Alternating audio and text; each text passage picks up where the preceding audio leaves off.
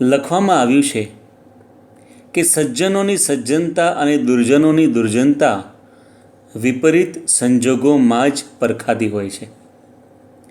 વિપરીત પરિસ્થિતિમાં માણસ કેવી રીતે વર્તે છે તેના પરથી ખબર પડે છે કે એનામાં મૂળભૂત ગુણો કયા છે.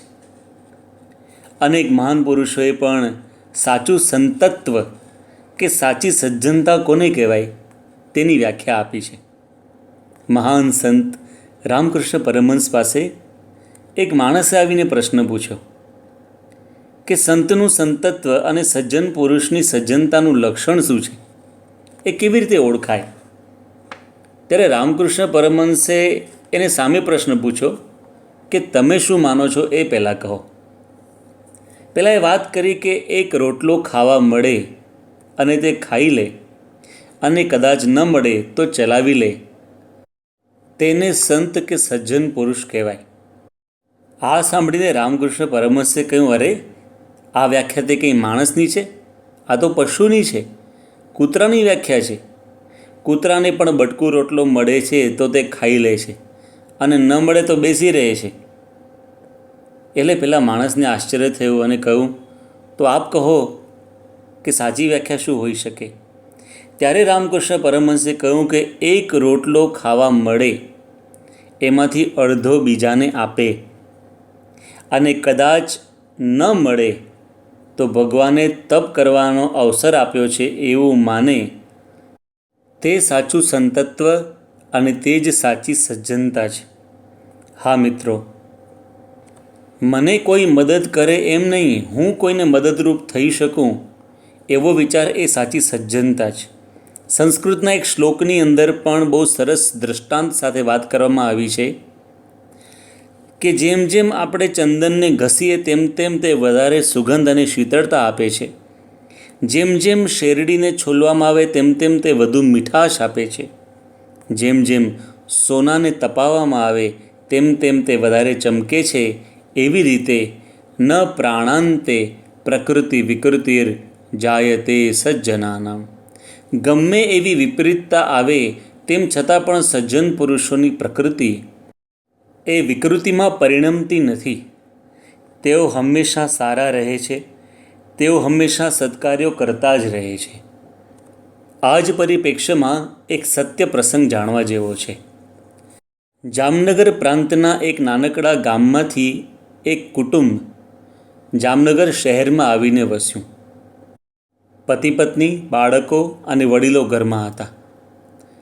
જેમ તેમ નોકરી ધંધો શોધી ઘરનું ગુજરાન ચલાવતા હતા, પરંતુ રોજ કમાવે ને રોજ ખાય એવી પરિસ્થિતિ હતી. આ કુટુંબ એક જગદીશભાઈ નામના હરિભક્તના સંપર્કમાં આવ્યું.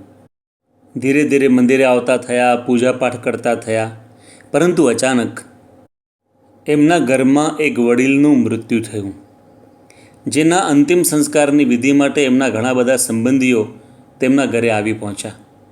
150 જેટલા માણસોની મેદની ઉભરાઈ આવી. હવે પ્રશ્ન એ હતો કે આ બધાને જમાડવા કેવી રીતે? જગદીશભાઈ જાણી ગયા અને 150 માણસને થઈ રહે અને અઠવાડિયા સુધી ચાલે એટલું અનાજ અને સીધું સામગ્રી પોતાના ખર્ચે લાવી કોઈ ન જાણે તેમ પેલા ગરીબ હરિભક્તના દરવાજા પર મૂકી ગયા. પ્રસંગ તો ઉકલી ગયો. થોડા સમય પછી ખ્યાલ આવ્યો કે આવી સજ્જનતાના દર્શન કરાવનાર હરિભક્ત હતા જગદીશભાઈ.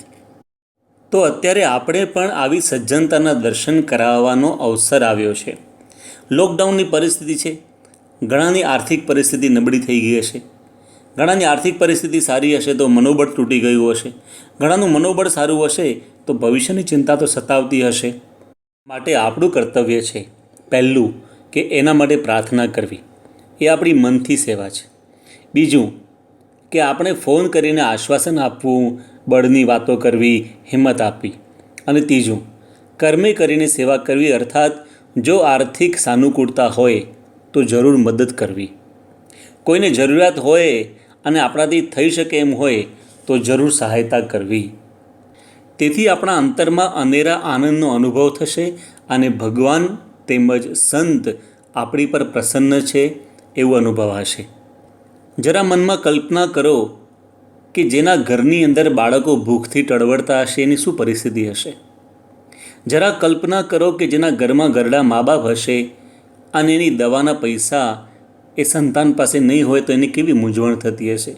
જરા કલ્પના કરો કે આજે મળ્યું તો સાંજે કે કાલે શું મળશે, આવી જેને ચિંતા હશે એની મનોદશા કેવી હશે?